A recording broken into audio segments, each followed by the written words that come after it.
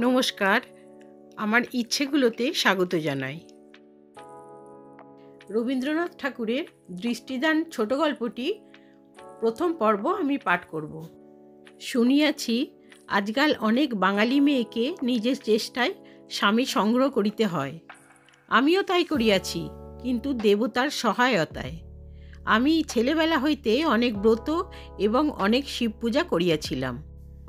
আমার 8 বৎসর উত্তীর্ণ না হতেই বিবাহ হইয়া গিয়াছিল, কিন্তু পূর্বজন্মের পাপবশত আমি আমার এমন স্বামী পাইয়াও সম্পূর্ণ পাইলাম না।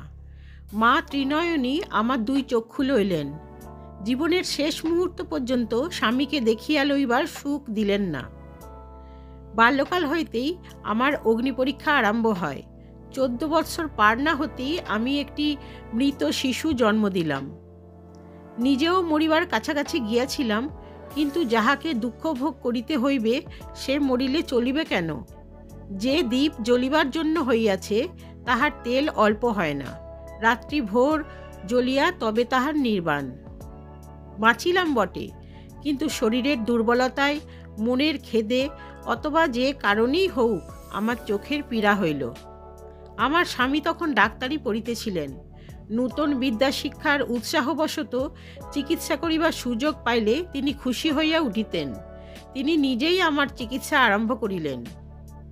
দাদা সে বছর বিএল দিবেন বলিয়া কলেজে পড়িতেছিলেন। তিনি একদিন আসিয়া আমার স্বামীকে কহিলেন, করিতেছ কি? কুমুর চোখ দুটো যে নষ্ট করিতে বসিয়াছ, একজন ভালো ডাক্তার দেখাও। আমার স্বামী কহিলেন, ভালো ডাক্তার আসিয়া আর নতুন চিকিৎসা কি করিবে? ওষুধপত্র তো সব জানাই আছে। দাদা কিছু রাগিয়া কহিলেন, তবে তো তোমার সঙ্গে তোমাদের কলেজের বড় সাহেবের কোনো প্রভেদ নাই। স্বামী বলিলেন, আইন পড়িতেছ, ডাক্তারি তুমি কি বোঝো? তুমি যখন বিবাহ করিবে তখন তোমার স্ত্রীর সম্পত্তি লইয়া যদি কখনো মকদ্দমা বাঁধে, তুমি কি আমার পরামর্শ মতো চলিবে? আমি মনে মনে ভাবিতেছিলাম, রাজায় রাজায় যুদ্ধ হইলে উলুখড়েরই বিপদ সবচেয়ে বেশি। স্বামীর সঙ্গে বিবাদ বাঁধিল দাদার, কিন্তু 2 পক্ষ হইতে বাজিতেছে আমাকেই। আবার ভাবিলাম, দাদারা যখন আমাকেই দানই করিয়াছেন, তখন আমার সম্বন্ধে কর্তব্য লইয়া এ সমস্ত ভাগাভাগি কেন? আমার সুখ দুঃখ, আমার রোগে ও আরোগ্য, সে তো সমস্তই আমার স্বামীর। সেদিন আমার এই এক সামান্য চোখের চিকিৎসা লইয়া দাদার সঙ্গে আমার স্বামীর যেন একটু মনান্তর হইয়া গেল। সহজেই আমার চোখ দিয়া জল পড়িতেছিল। আমার জলের ধারা আরও বাড়িয়া উঠিল। তাহার প্রকৃত কারণ আমার স্বামী কিংবা দাদা কেহই তখন বুঝিলেন না।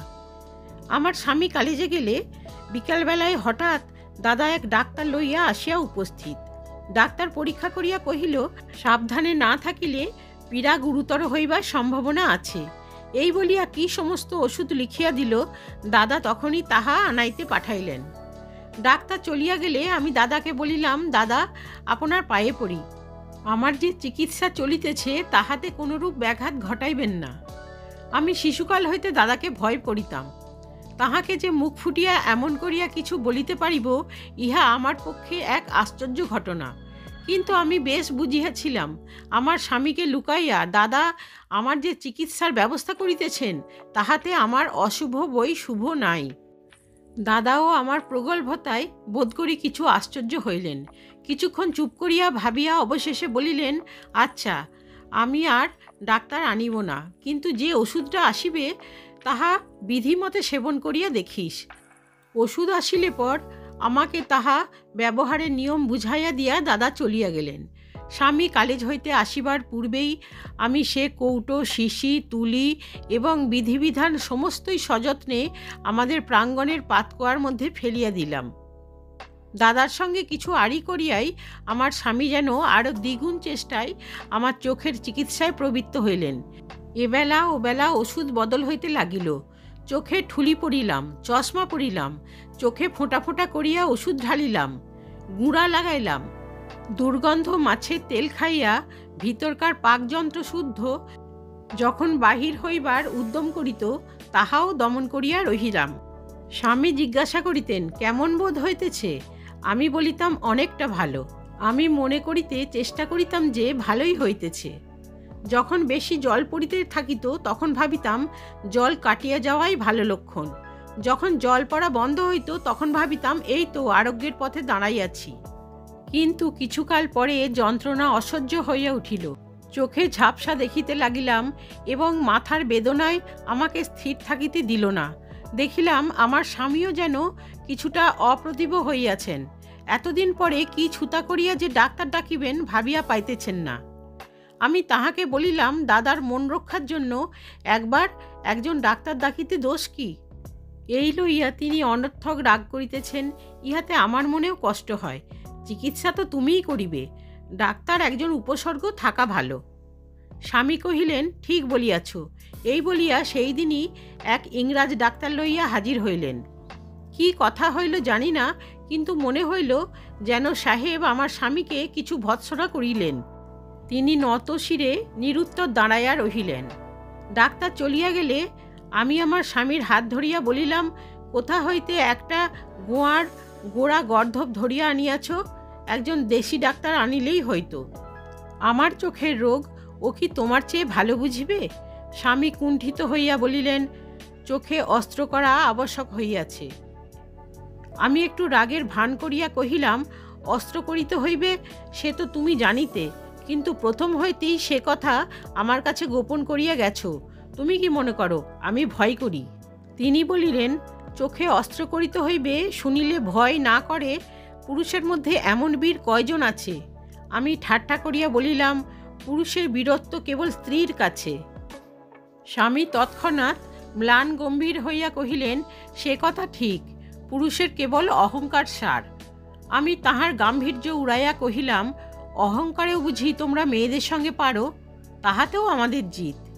ইতিমধ্যে দাদা আসিলে আমি দাদাকে বিরলে ডাকিয়া বলিলাম, দাদা, আপনার সেই ডাক্তারের ব্যবস্থা মতো চলিয়া এতদিন আমার চোখ বেশ ভালোই হইতেছিল। একদিন ভ্রমক্রমে খাইবার ওষুধটা চোখে লেপন করিয়া তাহার পর হইতে চোখ যায় যায় হইয়া উঠিয়াছে। আমার স্বামী বলিতেছেন, চোখে অস্ত্র করিতে হইবে। দাদা বলিলেন, আমি ভাবিতেছিলাম তোর স্বামীর চিকিৎসায় চলিতেছে, তাই আরও আমি রাগ করিয়া এতদিন আসি নাই। আমি বলিলাম, না, আমি গোপনে সেই ডাক্তারের ব্যবস্থা মতোই চলিতেছিলাম, স্বামীকে জানাই নাই, পাছে তিনি রাগ করেন। স্ত্রী জন্ম গ্রহণ করিলে এত মিথ্যাও বলিতে হয়। দাদার মনেও কষ্ট দিতে পারি না, স্বামীর যশও ক্ষুণ্ণ করা চলে না। মা হইয়া কোলে শিশুকে ভুলাইতে হয়, স্ত্রী হইয়া শিশুর বাপকে ভুলাইতে হয়। মেয়েদের এত ছলনার প্রয়োজন? ছলনার ফল হইল যে অন্ধ হইবার পূর্বে আমার দাদা এবং স্বামীর মিলন দেখিতে পাইলাম। দাদা ভাবিলেন গোপন চিকিৎসা করিতে গিয়া এই দুর্ঘটনা ঘটিল। স্বামী ভাবিলেন গোড়ায় আমার দাদার পরামর্শ শুনিলেই ভালো হইত। এই ভাবিয়া দুই অনুতপ্ত হৃদয় ভিতরে ভিতরে ক্ষমাপ্রার্থী হইয়া পরস্পরের অত্যন্ত নিকটবর্তী হইলেন। স্বামী দাদার পরামর্শ লইতে লাগিলেন। দাদাও বিনীতভাবে সকল বিষয়ে আমার স্বামীর মতের প্রতি নির্ভর প্রকাশ করিলেন। অবশেষে উভয়ের পরামর্শক্রমে একদিন একজন ইংরাজ ডাক্তার আসিয়া আমার বাম চোখে অস্ত্রাঘাত করিল। দুর্বল চক্ষু সে আঘাত কাটাইয়া উঠিতে পারিল না। তাহার ক্ষীণ দীপ্তিটুকু হঠাৎ নিবিয়া গেল।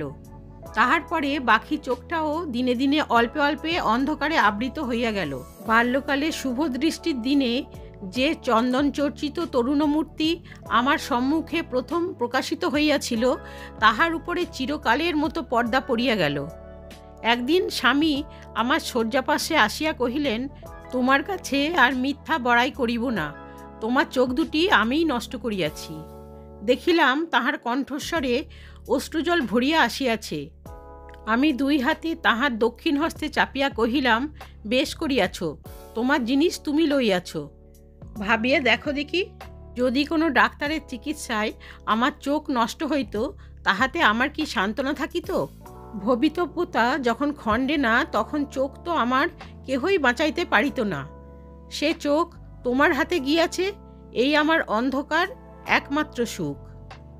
যখন পূজার ফুল কম পড়িয়াছিল, তখন রামচন্দ্র তাহার দুই চক্ষু উৎপাটন করিয়া দেবতাকে দিতে গিয়েছিলেন।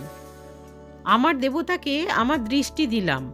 আমার পূর্ণিমার জ্যোৎস্না আমার প্রভাতের আলো, আমার আকাশের নীল, আমার পৃথিবীর সবুজ সব তোমাকে দিলাম।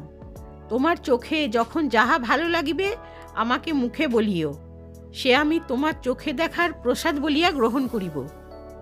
আমি এত কথা বলিতে পারি নাই, মুখে এমন করিয়া বলাও যায় না।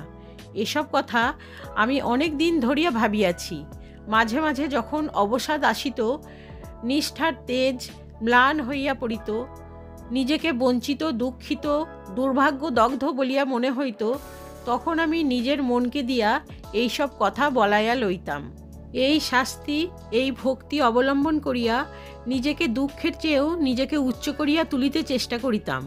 সেদিন কতকটা কথায়, কতকটা নীরবে বোধ করি আমার করিয়া তোমার যা নষ্ট করিয়াছি সে আর ফিরাইয়া দিতে পারিব না। কিন্তু আমার যতদূর সাধ্য তোমার চোখের অভাব মোচন করিয়া তোমার সঙ্গে সঙ্গে থাকিব।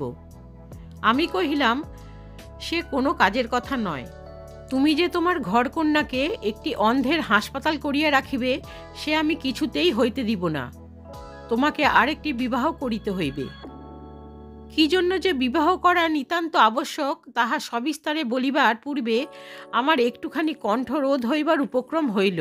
একটু কাশিয়া, একটু সামলাইয়া লইয়া বলিতে যাইতেছি, এমন সময় আমার স্বামী উচ্ছ্বসিত আবেগে বলিয়া উঠিলেন, আমি মূঢ়, আমি অহংকারী, কিন্তু তাই বলিয়া আমি পাষণ্ড নই।